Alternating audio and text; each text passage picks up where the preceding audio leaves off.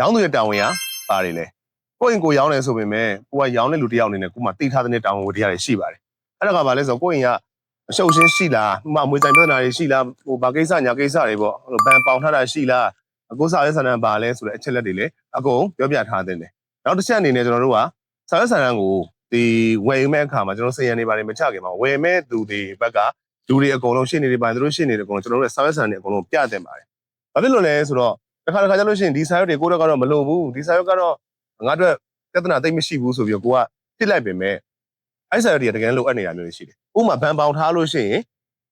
ဘန်ချင်းမြေပုံကတော့ပြန်ပြီးတော့တင်ထားတဲ့တယ်အဲ့လိုလဲဆိုတော့တစ်ဖက်လူကနောက်တစ်ခါမြေပုံသွားကူးတဲ့အခါမှာဒါတွေကလိုအပ်တဲ့အချက်လက်တွေဖြစ်နေတဲ့အတွက်ပေါ့လေအဲ့တော့နောက်နံပါတ်3အချက်အနေနဲ့ကတော့ကျွန်တော်တို့က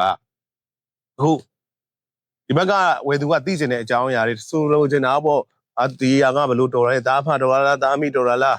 ဘယ်လိုမျိုးဖြစ်တာလဲဒါနောက်မိန်းမနဲ့ထက်ရတဲ့ခလေးလားစတဲ့ဟာတွေကဟိုကျွန်တော်တို့ဟိုပါဝါပေးခဲ့တာတွေရှိလဲရှိမယ်ပါဝါမဟုတ်ဘူးဓာတ်ရိုက်ဆိုတဲ့အနေထားမှာလည်းသူပိုင်ဆိုင်တာပေါ့လေဟိုပိုင်ဆိုင်တယ်ဆိုတာကခိုင်မာမှုရှိတယ်ဆိုတဲ့အချက်လက်ကိုမေးတဲ့အခါမှာလည်းကောင်းကောင်းပြန်ပြီးတော့ဖြေနိုင်ရမယ်ပေါ့လေနောက်တစ်ချက်အနေနဲ့ကတော့ကိုယ့်ရဲ့အိမ်ကိုကရောင်းလိုက်ပြီအဲ့ဒီလူကလည်းကြိုက်လို့ဝယ်သွားပြီဆိုတဲ့ setting ပါသူကစီယံချထားပြီးသားဖြစ်တဲ့အတွက်လက်ရှိအချိန်အနေနဲ့ကိုက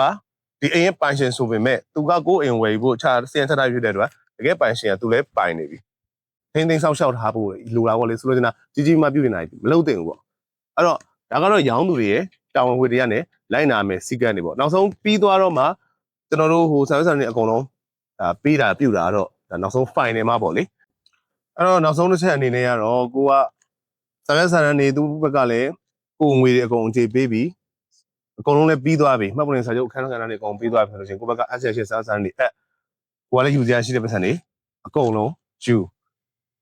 ဒီချက်တွေကတော့ပြောရမယ်ဆိုလို့ရှိရင်ရောင်းသူတယောက်အနေနဲ့လုံဆောင်အောင်တောင်းနဲ့ဝတ္တရားတွေပဲဖြစ်ပါတယ်အဲ့တော့အင်ချမ်းမြေဆိုတာကဘာတကဘာဒီတကဘာလုံးပါပေါ့လေဝေကြီးဖောက်မှမှုနှုံးကိုကာကွယ်နိုင်မှုအတွက်နံပါတ်1ပို့ပြီးတော့ဦးစားပေးရင်းနှီးမြှုပ်နှံတဲ့အရာအဝယ် market ကြီးတစ်ခုပေါ့လေအဲ့တော့ဒီ market မှာကိုကအလုပ်လုပ်တဲ့အခါကျလို့ရှိရင်အချိန်ကတော့ဒီကနံပါတ်1စကားပြောကိုလုပ်လို့တဲ့အချိန်မှာဘာလို့အလွဲမှားတွေဖြစ်သွားတယ်အချိန်တွေပူကျသွားတယ်ဆိုလို့ရှိရင်ကိုယ့်အတွက်ကလည်းမကောင်းထိခိုက်နစ်နာတယ်အဲ့တော့ဒီလိုနေရာမျိုးတွေမှာ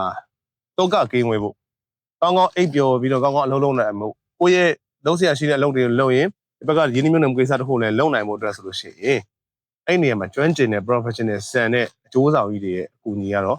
တင်းတယ်ပါလို့ပါတယ်သူတို့ကကြတော့ဒီလိုပြဿနာတွေတက်တဲ့အခါမျိုးမှာနှစ်ဦးနှစ်ဖက်ကိုအဆင်ပြေအောင်ဟိုနားလည်မှုရှိအောင်ပေါ့သူတို့ကအကုန်လုံးပြန်ပြီး negotiate တာတွေအကောင်းဆုံးဖြစ်အောင်ပြန်ပြီးတော့လုပ်ပေးကြတယ်ပေါ့အဲ့လိုနီးနဲ့လုပ်ကြတော့ဒီနေရာမှာကတော့အကျိုးဆောင်တဲ့အခန်းကဏ္ဍကတော့မေ့ထားလို့မရပါဘူးဒါကြောင့်လူချင်းမင်းအနေနဲ့အင်ချမ်းမြေကိုတတ်တရင်းနှီးမြှုပ်နှံမှုအတွက်ပဲဖြစ်ဖြစ်အခုဝယ်ဖို့စဉ်းစားနေပြီဆိုရင်ဖြစ်ဖြစ် one stop အကုန်လုံး one stop service အကုန်ပေးနိုင်တယ်ကျွန်တော်တို့တက်နေဝင်ကိုလာခဲ့ဖို့ဖိတ်ခေါ်ပါရစေအားလုံးကျေးဇူးတင်ပါတယ်